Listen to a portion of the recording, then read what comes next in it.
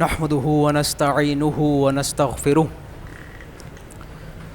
ونعوذ بالله من شرور أنفسنا ومن سيئات أعمالنا.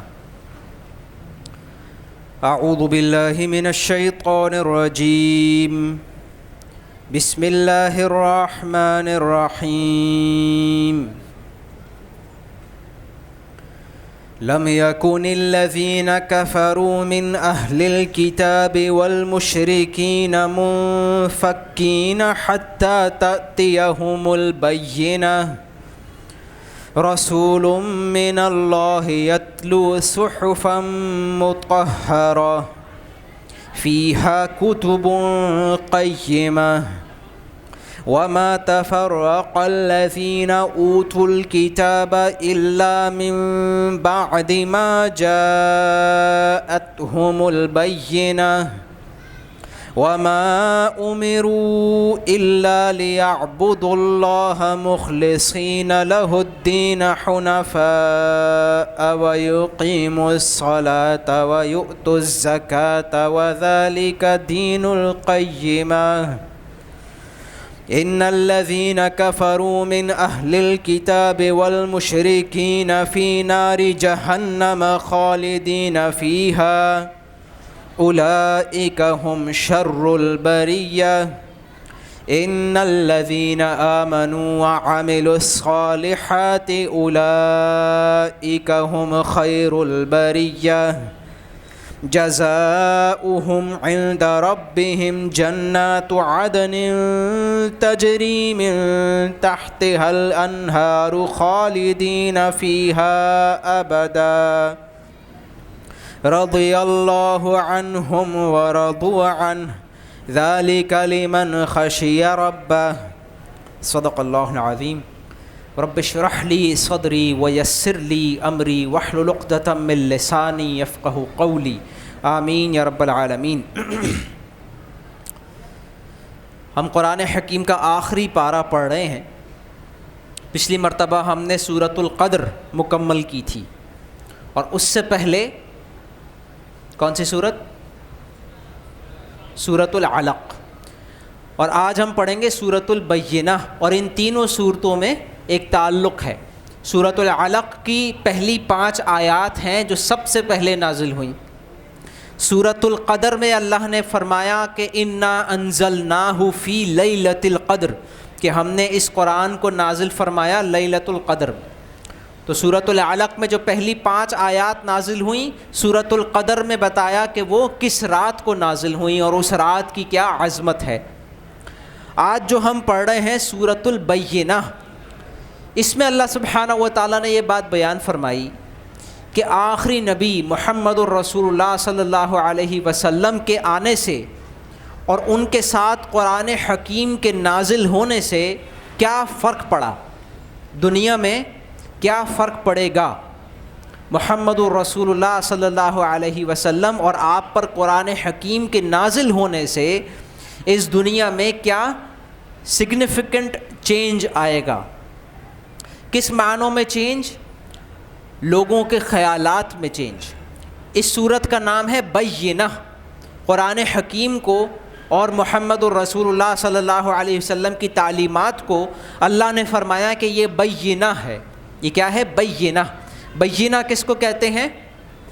اس سے قریب ہے ہمارا اردو میں لفظ جو ہم استعمال کرتے ہیں، بیان کرنا. کسی چیز کو بیان کرنا کیا مطلب ہوتا ہے؟ کسی چیز کو کلیئرفائی کرنا، کسی چیز کو واضح کرنا. کوئی بات آپ کے خیال میں ہے، ذہن میں ہے، اس کو بیان کرنا، کسی چیز کو واضح کرنا. تو بینہ کس کو کہتے ہیں؟ وہ چیز جو چیزوں کو واضح کر دے. تو قرآن حکیم کو اور محمد الرسول اللہ صلی اللہ علیہ وسلم کو اللہ نے فرمایا کہ یہ بینہ ہے، یہ واضح کرتے ہیں. اور کیا واضح کرتے ہیں؟ قرآن حکیم کا موضوع کیا ہے، ٹاپک کیا ہے. جیسے کوئی کتاب ہے کسی سائنسدان نے لکھی ہے یا فزسسٹ نے لکھی ہے، فزکس کے موضوع پر لکھی ہے، تو وہ فزکس کے مسائل کو واضح کرے گی. لیکن قرآن حکیم کا کیا ٹاپک ہے، قرآن حکیم کا کیا موضوع ہے، قرآن حکیم کس چیز کی وضاحت ہے، کس چیز کا بیان ہے، اس کو بینہ کیوں کہا گیا ہے؟ اس کو ہم کہیں گے ہدایت۔ قرآن حکیم کا ٹاپک کیا ہے؟ ہدایت، انسان کی ہدایت، وہ چیزیں کہ جو انسان کو خود معلوم نہیں چل سکتی۔ مثلا یہ کہ مجھے کس نے پیدا کیا ہے؟ ایک اللہ نے پیدا کیا ہے۔ وہ اللہ کیسا ہے؟ اس کی صفات کیا ہیں؟ پھر یہ کہ مرنے کے بعد میرے ساتھ کیا ہوگا، قبر میں کیا ہوگا، حشر میں کیا ہوگا، حساب کتاب کیا ہوگا اور اس کے نتیجہ کیا نکلے گا۔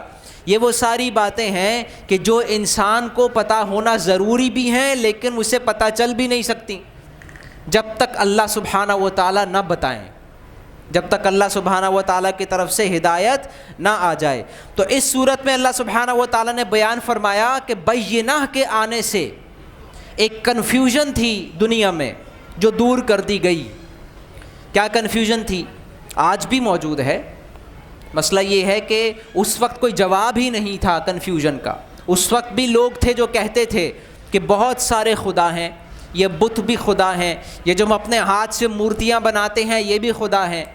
کچھ کہتے تھے کہ عیسیٰ علیہ السلام ہمیں قیامت کے دن بچا لیں گے، نعوذ باللہ۔ وہ کہتے تھے عیسیٰ علیہ السلام اللہ کے بیٹے ہیں اور وہ ہماری شفاعت کر کے ہم سب کو بچا لیں گے۔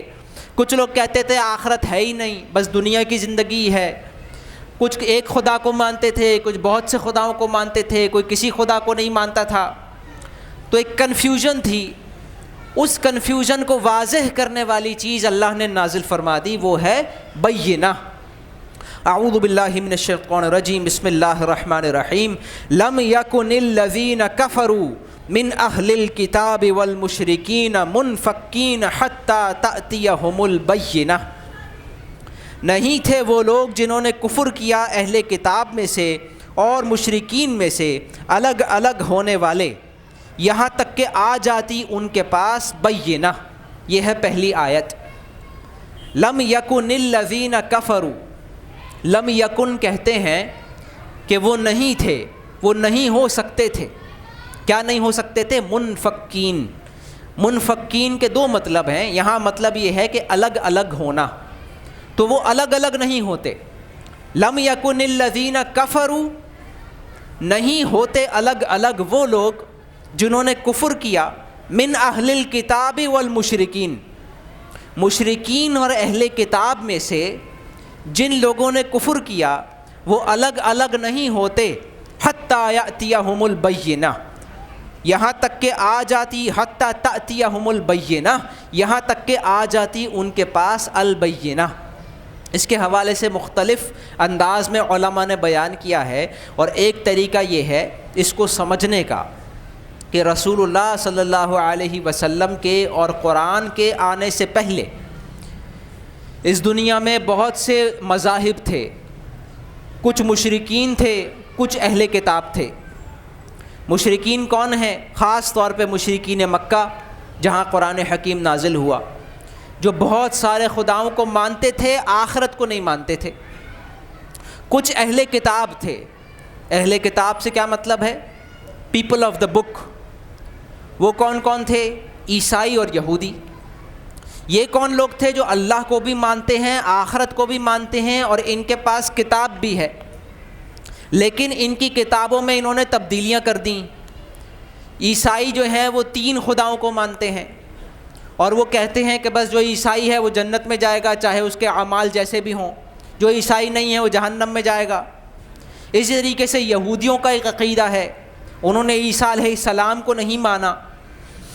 تو رسول اللہ صلی اللہ علیہ وسلم کے آنے سے پہلے مشرکین بھی تھے، اہل کتاب بھی تھے، لیکن ان کے لیے گائیڈنس نہیں تھی۔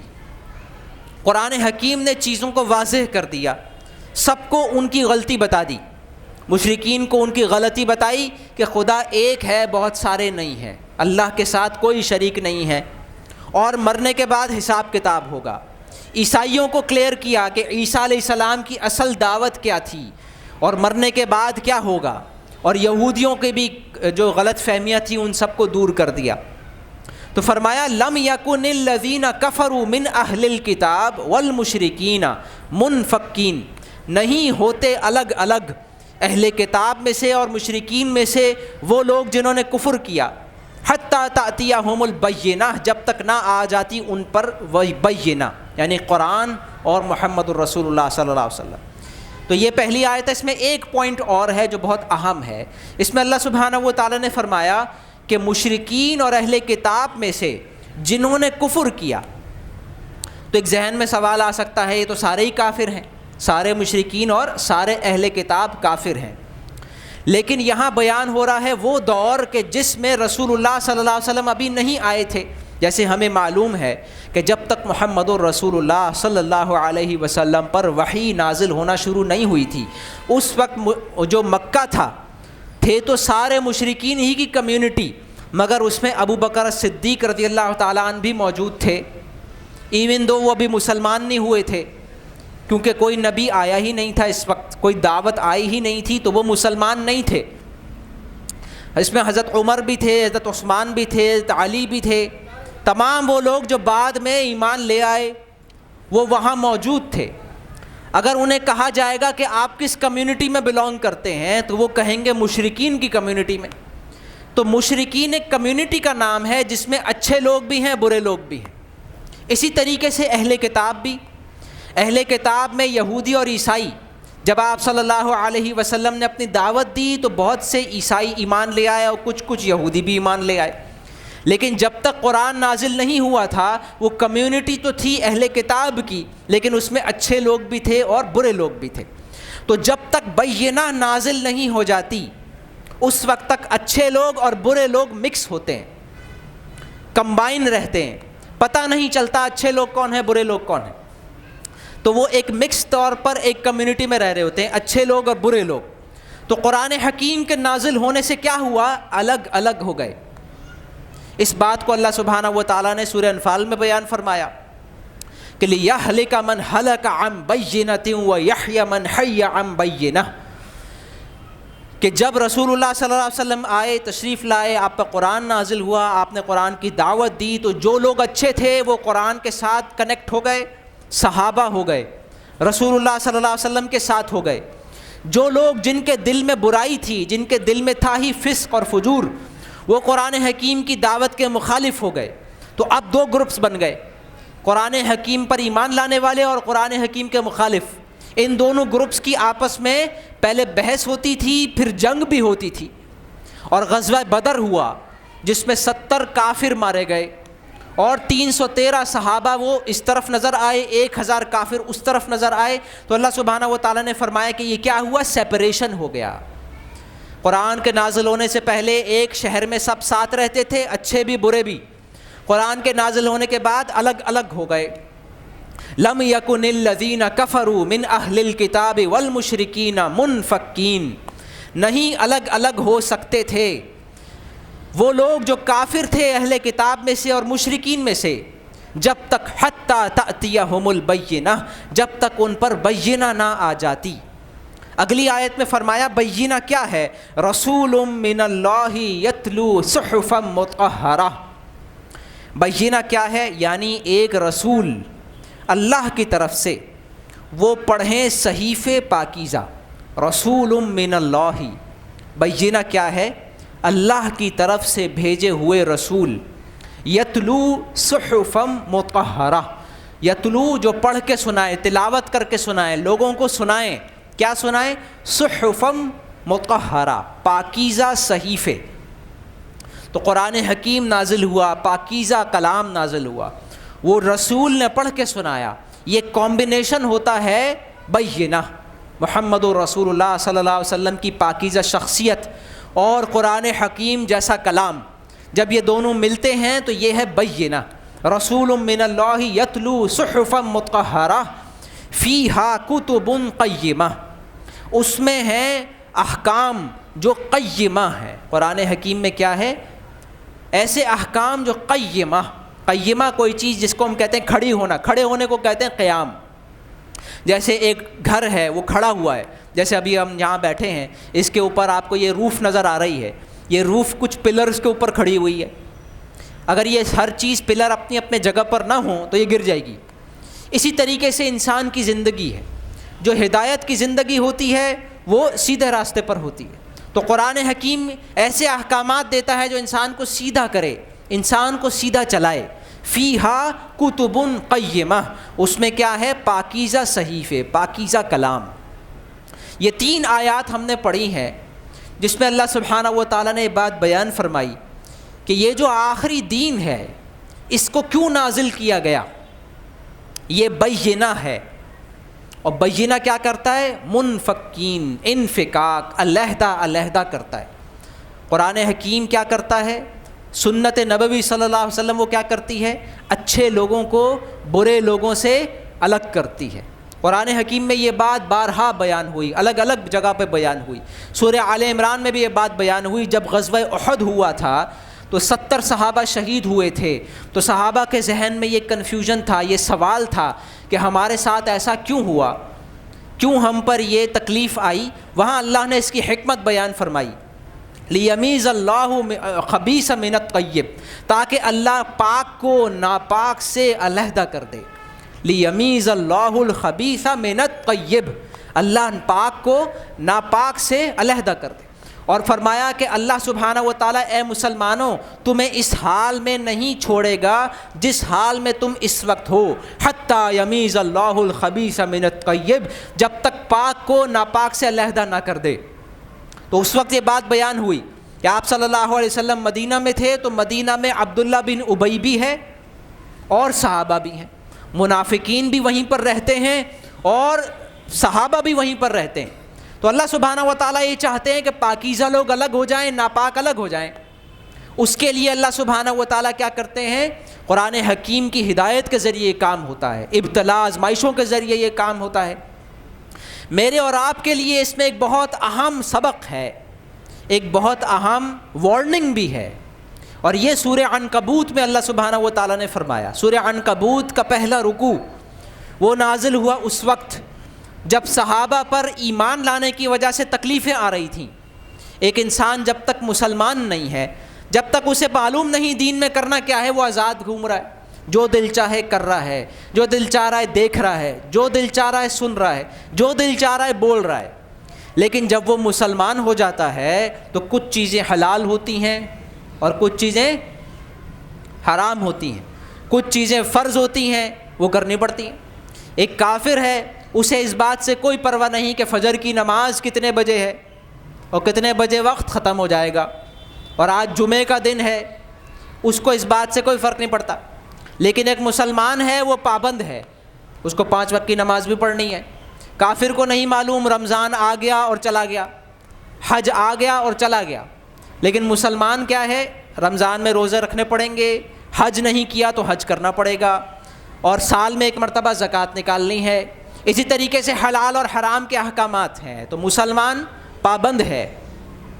تو اس کی وجہ سے پریشانی آنا، تکالیف آنا، پھر خاص طور پر اسلام دشمنوں کی وجہ سے آزمائشیں آئیں گی، تکالیف آئیں گی. تو اللہ سبحانہ و تعالیٰ نے سورہ عنکبوت میں فرمایا، الف لام میم حسب الناس ان یترکوا ان یقولوا آمنا وهم لا یفتنون.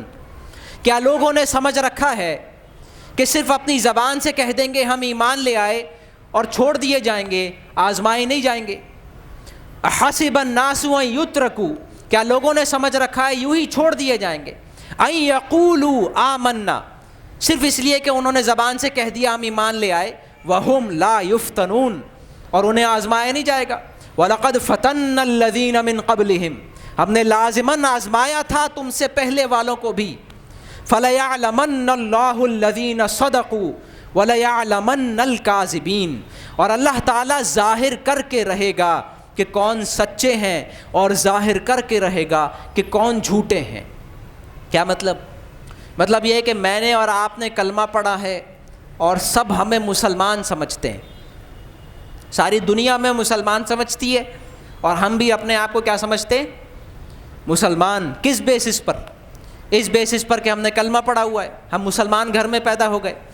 تو کیا لوگوں نے سمجھ رکھا ہے کہ صرف زبان سے کہہ دیں گے ہم ایمان لے آئے اور ہم انہیں چھوڑ دیں گے، آزمائیں گے نہیں؟ ہم نے تو آزمایا تھا تم سے پہلے والوں کو بھی. فَلَيَعْلَمَنَّ اللَّهُ الَّذِينَ صَدَقُوا، تو اللہ ظاہر کر کے رہے گا کہ کون سچے ہیں. یعنی زبان سے کہا ایمان لے آئے تو ہم نے سچ کہا یا جھوٹ؟ کیسے پتہ چلے گا؟ آزمائشوں سے پتہ چلے گا، احکامات سے پتہ چلے گا۔ 5 وقت کا نمازی ہے، زکوٰۃ دیتا ہے، روزے رکھتا ہے، فرائض پورے کرتا ہے، حرام سے بچتا ہے، یہ سچا ہے، یہ واقعی ایمان لایا ہے۔ اور ایک آدمی ہے وہ ان میں سے کوئی کام نہیں کرتا، تو پھر اس سے کوئی فرق نہیں پڑتا کہ وہ کلمہ پڑھے یا وہ کلمہ نہ پڑھے۔ اللہ سبحانہ و تعالیٰ فرما رہے ہیں ہم ظاہر کر کے رہیں گے کون سچا ہے کون جھوٹا ہے، اور یہ آزمائش سے ہوگا۔ تو کیا تم نے سمجھا ہے، کیا لوگوں نے سمجھ رکھا ہے کہ انہیں چھوڑ دیا جائے گا، صرف کہنے پر ہم ایمان لے آئے اور آزمایا نہیں جائے گا؟ وَلَقَدْ فَتَنَّا الَّذِينَ مِن قَبْلِهِمْ، ہم نے تو آزمایا تھا ان سے پہلے والوں کو بھی۔ فَلَيَعْلَمَنَّ اللَّهُ الَّذِينَ صَدَقُوا وَلَيَعْلَمَنَّ الْكَاذِبِينَ، ہم ظاہر کر کے رہیں گے کون سچے ہیں کون جھوٹے ہیں۔ اور اسی رکوع کے آخر میں اللہ نے فرمایا فَلَيَعْلَمَنَّ اللَّهُ الَّذِينَ آمَنُوا وَلَيَعْلَمَنَّ الْمُنَافِقِينَ، اللہ ظاہر کر کے رہے گا کون ایمان والے ہیں، اور اللہ ظاہر کر کے رہے گا کون منافق ہیں۔ تو کیسے ظاہر ہوگا؟ یہ جو زندگی ہم گزار رہے ہیں یہ امتحان ہے۔ ہمیں کس لیے بھیجا گیا؟ امتحان کے لیے۔ تو امتحان کا نتیجہ کیا ہوتا ہے کہ اچھا اسٹوڈنٹ برے اسٹوڈنٹ سے الگ الگ ہو جائے۔ ایگزام کا کیا مقصد ہوتا ہے؟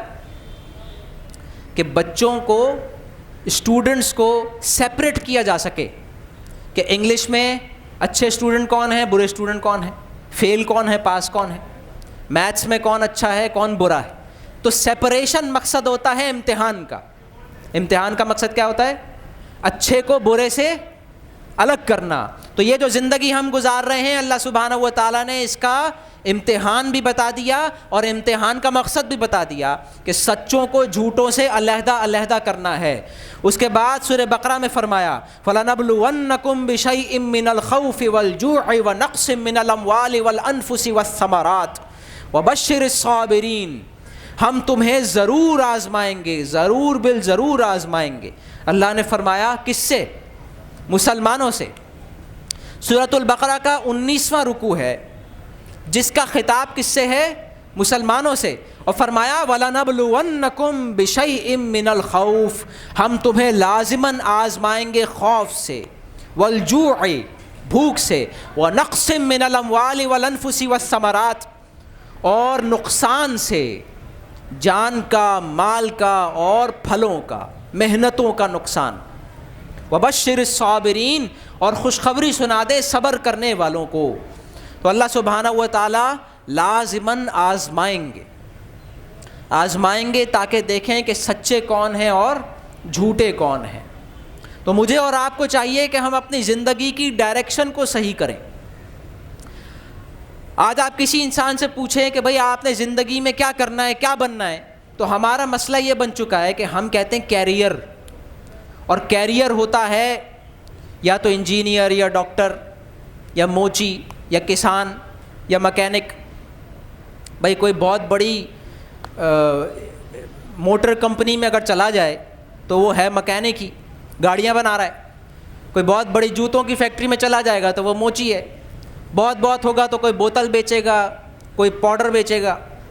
تو یہ کوئی بڑا مقصد نہیں ہے، جبکہ معاملہ الٹا ہے۔ رزق اللہ سبحانہ و تعالیٰ نے لکھ دیا ہے، رزق تو ملے گا آٹومیٹک، اصل ہمارا کام کچھ اور تھا۔ لہٰذا اللہ سبحانہ و تعالیٰ نے بہت زیادہ کلیئرٹی کے ساتھ سورۃ الذاریات میں زندگی کا مقصد بتایا بھی، اور یہ بھی بتایا کہ مقصد کیا نہیں ہے۔ فرمایا وَمَا خَلَقْتُ الْجِنَّ وَالْإِنسَ إِلَّا لِيَعْبُدُونَ، میں نے جنات اور انسان کو صرف اپنی عبادت کے لیے پیدا کیا۔ وَمَا أُرِيدُ مِنْهُمْ مِنْ رِزْقٍ وَمَا أُرِيدُ أَنْ يُطْعِمُونَ، میں ان سے رزق نہیں چاہتا اور نہ یہ چاہتا ہوں کہ مجھے کھلائیں۔ ان اللہ هو الرزاق ذو القوة المتین، بے شک اللہ ہی ہے رزاق، قوت والا، طاقت والا۔ تو رزاق اللہ ہے۔ ہم نے کیا کرنا ہے؟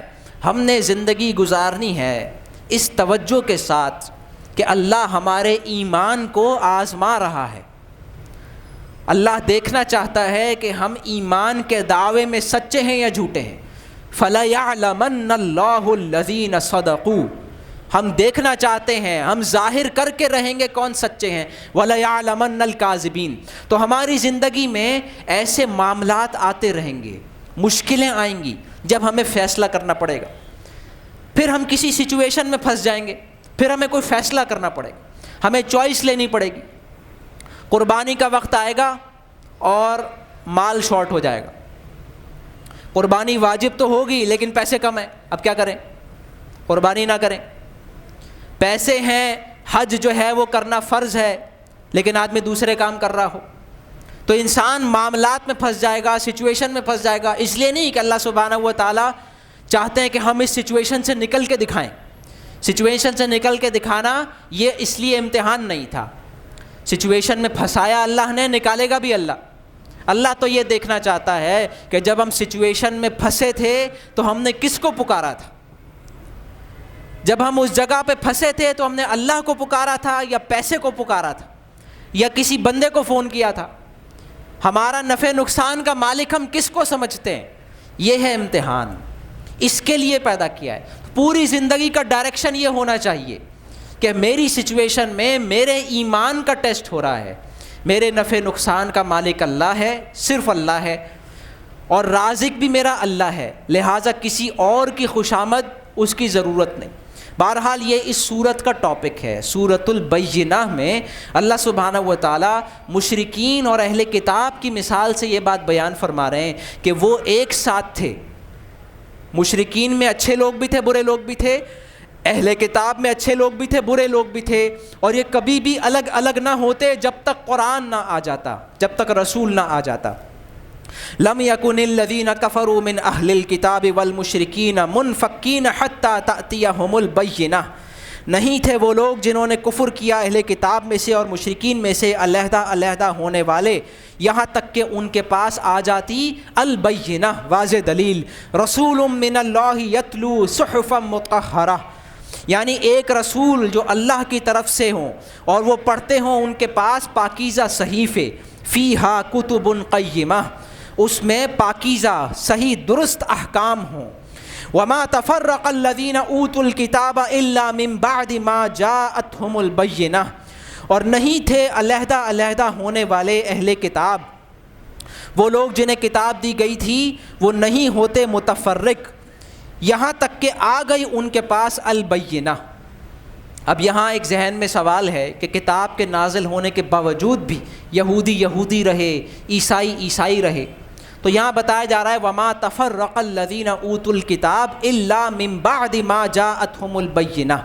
اہل کتاب وہ متفرق ہوئے، اپنے اپنے گروپس میں رہے، جدا جدا رہے، حق پہ نہیں آئے، اس کے باوجود کہ ان کے پاس بینہ آ گئی تھی. کس لیے؟ قرآن میں دوسری جگہ بتایا گیا زدم زدہ، وما امروا الا ليعبدوا الله مخلصين له الدين حنفاء ويقيموا الصلاة ويؤتوا الزكاة وذلك دین القیمہ. حالانکہ نہیں وہ حکم دیے گئے تھے مگر صرف یہ کہ وہ عبادت کریں اللہ کی خالص کرتے ہوئے اپنی بندگی کو اس کے لیے یکسو ہو کر، اور قائم کریں نماز اور ادا کریں زکوٰۃ، اور یہی ہے سیدھا دین. تو اہل کتاب کو حکم یہ تھا کہ ایک اللہ کی عبادت کریں اس کے لیے خالص ہوتے ہوئے، اور نماز قائم کریں اور زکوٰۃ ادا کریں، اور یہی ہے سیدھا دین. لیکن اس کے باوجود جب ان کے پاس آخری نبی کی تعلیمات پہنچیں انہوں نے انکار کر دیا. آگے فرمایا ان الذین کفروا من اہل الکتاب والمشرکین فی نار جہنم خالدین فیہا اولئک ہم شر البریہ. بے شک وہ جنہوں نے کفر کیا اہل کتاب میں سے اور مشرکین میں سے وہ ہوں گے جہنم والے، وہ ہوں گے جہنم میں اور وہ اس میں رہیں گے ہمیشہ ہمیش. یہی لوگ ہیں بدترین خلائق. اولئک ہم شر البریہ. بریہ کہتے ہیں وہ جو زمین پہ چلنے والے، بر کہتے ہیں زمین کو.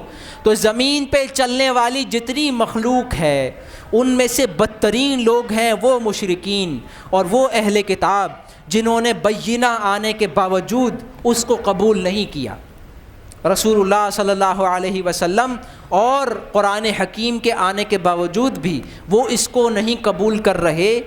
سب کچھ سمجھنے کے بعد یہ ہیں بدترین خلائق، اور اسی کفر کی سزا ہے ان کے لیے ہمیشہ کی جہنم. ان الذین آمنوا وعملوا الصالحات اولئک هم خیر البریہ، بے شک وہ لوگ جو ایمان لائے اور انہوں نے نیک عمل کیے وہ ہیں بہترین مخلوق۔ دنیا میں چلنے والی جتنی مخلوق ہے ان میں سے بہترین کون ہے؟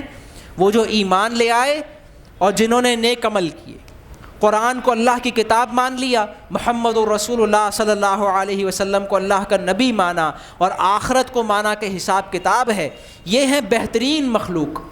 ایمان لائیں اور نیک عمل کریں۔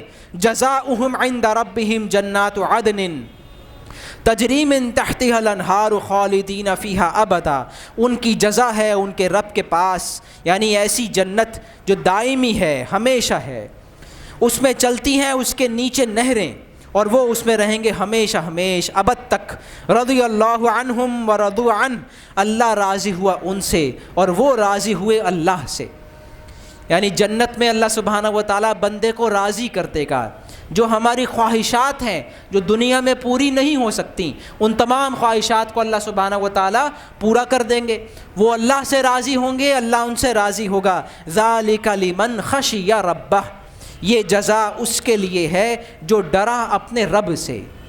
تو زندگی گزارنی ہے رب سے ڈر کر، تقوی کی زندگی، کہ ہمیں آزمایا جا رہا ہے۔ دین کا کام کیا ہے؟ دین کو نازل کیوں کیا گیا؟ دین ہے بینہ، الگ الگ کرنا، بینہ منفقین، انفکاک کے لیے آیا ہے تاکہ نیکوں کو الگ کر دیا جائے، گناہ گاروں کو الگ کر دیا جائے۔ اور یہی ہے جو اس دنیا میں اللہ سبحانہ و تعالیٰ جو کر رہے ہیں، جو ہم نے سورہ عنکبوت کی آیت میں پڑھا، فَلَيَعْلَمَنَّ اللَّهُ الَّذِينَ صَدَقُوا وَلَيَعْلَمَنَّ الْكَاذِبِينَ، اللہ ظاہر کر کے رہے گا کون سچے کون جھوٹے۔ فَلَيَعْلَمَنَّ اللَّهُ الَّذِينَ آمَنُوا وَلَيَعْلَمَنَّ الْمُنَافِقِينَ، اللہ ظاہر کر کے رہے گا کون ایمان والے ہیں کون منافق ہیں۔ تو یہ دنیا ایسے نہیں گزرے گی، کوئی شخص انتقال نہیں کر سکتا جب تک آزمائشوں سے اس کا ایمان چیک نہ ہو جائے۔ اصل بات کیا ہے؟ اصل بات ہے امتحان، زندگی ہے امتحان، تو ہمیں اس کا شعور رکھنا ہے، ہمیں آزمایا جا رہا ہے۔ جو پریشانی آتی ہے وہ پریشانی بطور پریشانی نہیں ہے کہ اس کو حل کر کے دکھاؤ، یہ امتحان نہیں، حل تو ہو ہی جائے گا۔ رازق بھی اللہ ہے، خالق بھی اللہ ہے، شفا بھی وہی دیتا ہے۔ اصل امتحان یہ نہیں ہے کہ یہ مصیبت ہے اس سے نکل کے دکھاؤ، اصل امتحان یہ ہے کہ یہ مصیبت ہے تم کس کو پکارتے ہو، یہ مصیبت ہے اس میں کہیں تم ایمان کو چھوڑ تو نہیں دیتے ہو۔ اللہ سبحانہ و تعالی ہمیں حقیقی ایمان نصیب فرمائے، اللہ سبحانہ و تعالی ہمیں تمام آزمائشوں میں سرخرو ہونے کی توفیق نصیب فرمائے۔ بارک اللہ لی ولکم ولسائر المسلمین والمسلمات۔